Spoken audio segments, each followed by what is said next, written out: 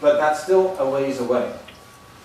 But that is the most exciting of all, because then we're going to be able to nutritionally say you need exactly this amount of folate, you need this amount of B12, you need this amount of vitamin D, and it will tell us exactly how much we're going to need. We don't have that capability now, we just have approximates. And I'm going to give you those approximates later, but it's the best that we can do. But we're going to be able to individualize this within the next generation. Acetylation pathways, we have no way to measure it, we have no clue. It's in the future somewhere, and it'll be awesome when it happens. I hope God gives me the grace to be able to present that to you when it does. It's hard to say when that will happen. So epigenetic dysregulation causing genomic gene instability is due to altered methylation or acetylation pathways. Those pathways are directly affected by what you eat, and methylation in the China study has a dramatic change when you go vegan, when you don't feed inflammation. Yes, that means no animal products. Butter, out. Cheese, out. Milk, out. Meat, out. What's there left to eat? In our cooking classes, they're not 100% vegan, but a lot of these things are.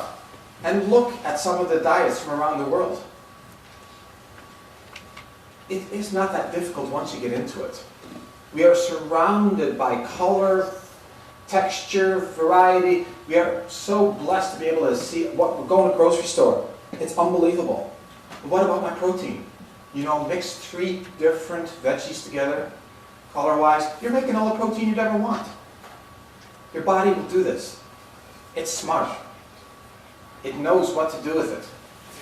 But my sugar regulation, if it's real food, diabetes will go away if it's in the beginning phase by becoming a vegan. Our own Cleveland Diabetes Clinic has proven that just 2 years ago. That diabetes can actually clear up if you make a patient go vegan. Why isn't this published? It is, but he got buried. He got buried. So what to do? What about the vitamins? Didn't Dr. Colin Campbell say no vitamins? Food first. Vitamins are supplemental. They do not replace food. So you don't try to do damage control with vitamins. It's not what you want to do. You want to supplement. And if you know there's a certain deviation towards whatever chronic disease, especially cancer, then your body all of a sudden needs extra fuel, just like when you're fighting a cold. You need extra fuel to fight it effectively. So, Dr. Linus Pauling, everyone hear his name. Linus Pauling. Nobel laureate twice over, the only one ever. Linus Pauling, in the 1960s, considered among scientists as a godlike figure. He is very much revered. Impeccable research. He's also was very much into the whole peace movement and trying to work with Israel, so he's quite renowned. He has passed on recently in his late 90s. But he's really the father of vitamin C and its research. He also did wonderful research in the late 50s on schizophrenia and has some very, very incredible evidence on schizophrenia, which I'm not going to get into now. But he found that if you supplement any cancer patients, we're talking any of them, with vitamin C in larger quantities, and he ranged from 6 to 10 grams a day, you are extending life on average 4-fold.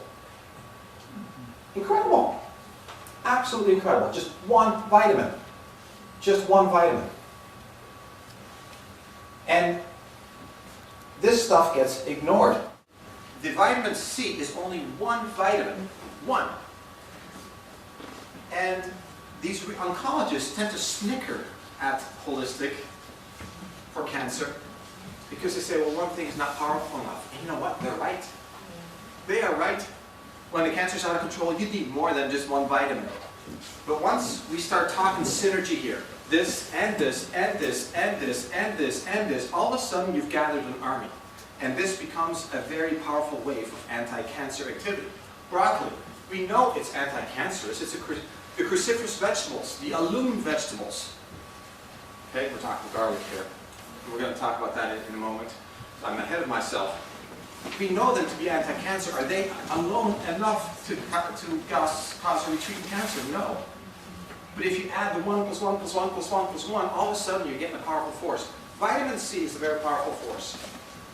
We use ultra-potent C in this office because ultra-potent C is 6 times as absorbable and therefore as effective as regular ascorbic acid. 6 times. It goes right into the fat cells and therefore is the only vitamin C that we have definitive proof that can actually penetrate into our cells, into tumors. So that's ultra-potent C. Regular ascorbic acid, which is the normal vitamin C, may actually irritate. Same thing with a cold, by the way. But that's not today's topic. Vitamin D. Talk about compelling evidence. Vitamin D is almost overwhelming. Vitamin D, when supplemented in the winter in northern hemispheres like Michigan, shows over 10 years a 70% reduction in breast cancer and prostate cancer risk. 70% reduction in colon cancer risk. Not all cancers have been studied yet. The jury's still out on a bunch of them. But just that alone, compelling.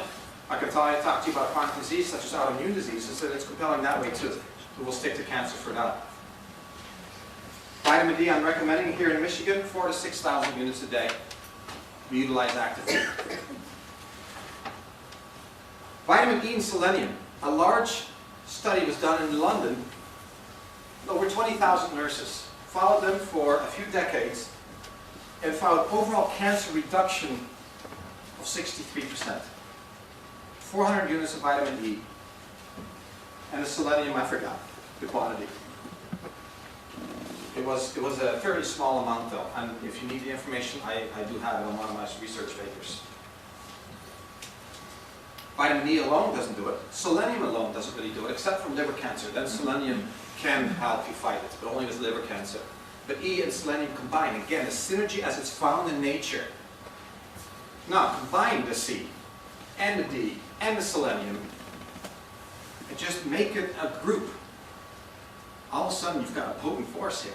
Vitamin A. Well, doesn't vitamin A increase lung cancer in smokers? Yep, it does. If you use synthetic vitamin A. Little detail they didn't publish. If you use the true carrot, the carotenoids, the broad spectrum vitamin A, all 150 plus vitamin A's that are found in nature, they're used to working together, a very powerful anti-cancer force. In fact, decreased resurgence of lung cancer in the latest study by 43%. Vitamin A alone.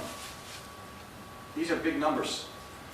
And backed up by some European and some American studies. So I can go on and on. How about the phytonutrients? Phytonutrients, the cruciferous vegetables, are very potent. Alum vegetables, alum means cross, and their flowers look like a cross. Examples would be onion and garlic, extremely anti-cancerous. Not only prevention, but also treatment. It's interesting to note that onions and garlic work on methylation pathways in the liver. No surprise. No surprise. To really have a potent force there, you have to go up to many kilos a day. It makes you pretty much unlivable. So therefore, we often utilize something called super garlic. The ones that make you not smell at all, and there's a few of them out there like hyaluronic, and there's a few others, they have allicin removed. Allicin really is the active component of the garlic, and therefore you don't want those odor-free garlics. They are absolutely worthless. Yeah, do not go there. The best that we can do is have them enterically coated, such as we do with super garlic. It makes you not break it down in the stomach. Okay, it makes you break it down in the small intestine, where it's a little safer and takes a little while before it seeps out. You will smell it a bit, but only a bit. So that's super garlic. So phytonutrients, incredible, wide array of vegetables, colors. It was recently published in the New York Times, of all places, that blackberries have an incredible potent force against cancer. This is a new finding. Blackberries. And yes, raspberries as well. And it doesn't take much of it.